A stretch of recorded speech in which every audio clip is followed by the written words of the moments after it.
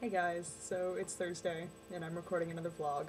Of course, because it's Thursday. That's how we roll. Um, I feel like I have a lot to say and nothing to say at the same time. So we're talking about what our current what we're doing currently, um, as opposed to what we used to do. I kind of talked about what I'm currently doing as well as how I got it. I mean, yeah, last week was a weird week. Um, so yeah, what I'm doing now, or what I like to write. I don't It's hard to describe. I write plays. Let's just start there. I write plays. I also write, you know, in prose. I write novels. Um, as I'm doing a collaborative piece with Erin, who now has my second chapter. By the way, I did send it to her. It was late. It took a long time because I have a lot of homework to do, and I had a 10-page play due. But it's there. It exists, so that's all that matters. Um, yeah. So I write both. And I kind of write. I like to write the same things for both in both instances. I just yeah, I like fantasy. Not so much fantasy, but fantasy that's like grounded in reality, but not at all at the same time. I just like anything that has to do with angels and demons. I'm there. I love writing about angels and demons for some reason. I'm basically your resident angel expert for some reason. I'm really attracted to information about angels. Um, so anything to do with the supernatural, I'm really like drawn to, or questions about fate or God or just things like that. I seem to write a lot about that. At least that's what my plays have always turned out to be about, or control, or like I write things that are grounded in reality, but really, really fantastic at the same time. Sometimes they're not grounded in reality at all. I wrote a play last year called Eden Burning, which was about Eden. So no, not really grounded in reality. I mean, it was kind of grounded in reality, but not. It was about angels. What can I say? Um, yeah, I do like to make up my own rules, and I do.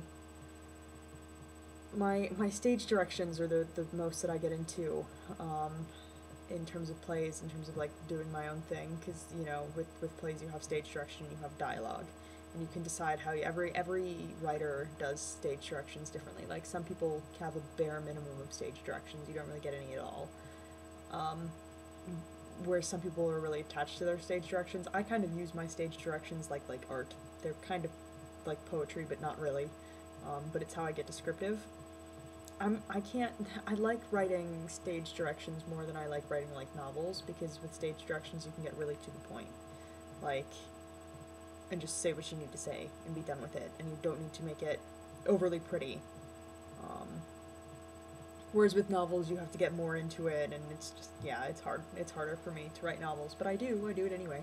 Um, anyway, I can't go over 10 minutes. I'm going to give you two different samples. I'm going to give you a sample of writing that's a play that's going to be very short, because I literally just started it yesterday, so I've got like half a page, barely. Like, I've a quarter of a page written so far. So you're going to get the beginning of a play that I just started yesterday. And then I'm gonna read something that I've written in novel form, and that'll cover about both. Um, yeah, so hopefully this will work. Let me find everything that I'm looking for. Um,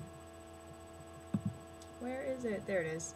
So, um, this is oh god, this is my play. Um, the beginning of my play, and when I say the beginning, I mean it's the very beginning. So you'll have to bear with me. But I don't even have a title for it yet. So yeah. Um, but right now I have, yeah, Act One, Scene One. Lights up, twilight, classical music, perhaps something with strings, a ship, quite like the Titanic, early 1900s in decor, but timeless in feel. The ship is neither here nor there, but rather floats on the edge of time itself. This is the Ferry of Souls, new and old alike. Adrian lies center stage, modern clothing if a bit worn. The ringmaster appears behind her as if from nowhere. He wears a top hat and tails like an old school ringmaster of a circus. He quickly fades into the background, becoming a part of the scenery. Elysian enters, glittering like the stars themselves. Elysian.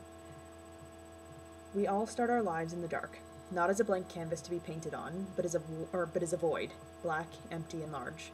It's not until we are pulled into the light that we begin to see colors. But with light comes the dark, different than the void. This darkness can drown, and so begins a struggle older than time itself. And that's the very beginning of my play, and that's literally all I have right now. Hopefully that was understandable. Um, yeah, so this is the beginning of a play, and that first line I'm still struggling with. I'm also struggling with how to say her name. It's Elysian, like the Elysian Fields. Elysian.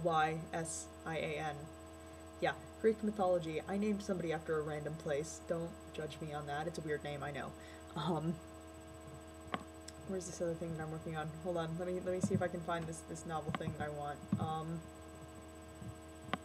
There it is. Okay. So then there's this novel. This is the beginning of a novel that I haven't actually touched it for a while, but I'm working on it. It's gonna have to sit for a while, but I've got the beginning. So this is a novel which again involves angels and demons, because I love them. But I'll read you the beginning of this. This doesn't have a title either. I don't title things until the very end. I never do, because I need to write for a while to discover what they mean. But here's the beginning of this. Okay, so I'm not used to reading out loud, so bear with me. But this is the beginning of this novel. Okay. Adeline Foster frowned, chewing on one of her blood-red painted fingernails. Stop that. She looked up, frowning at the man next to her. That's a terrible habit, and you'll chip your nail. That's a terrible habit, and you'll chip your nail polish. She watched him for a moment as he took a long drag off the cigarette he was holding. And cigarettes will kill you, she replied, watching as he laughed, scratching at the dark stubble on his face. I think I'll be fine, love, he said with a laugh, pulling a pack out of his pocket and holding it out to her.